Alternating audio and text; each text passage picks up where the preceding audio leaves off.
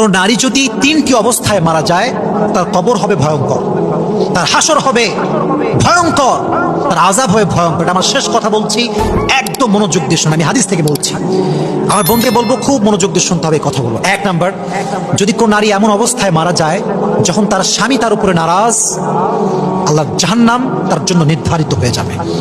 দুই নাম্বার, এটা খুবই সেন্সিটিভ, যদি কোনো মেয়ে এই অবস্থায় মারা যায় যে তার টিকটক অ্যাকাউন্টে তার উলঙ্গ ভিডিও আছে, তার ফেসবুক আইডিতে তার বেপরদার ছবি আছে, বাজে ছবি আছে, তার ইনস্টাগ্রামে আছে, তার ফেসবুকে আছে, তার টুইটারে আছে, তার টিকটকে আছে, তার ইউটিউবে আছে, তার এই উলঙ্গ ছবি যতবার মানুষ দেখবে ততবার তার কবরে কবিরা গুনাহ আছে না নাই?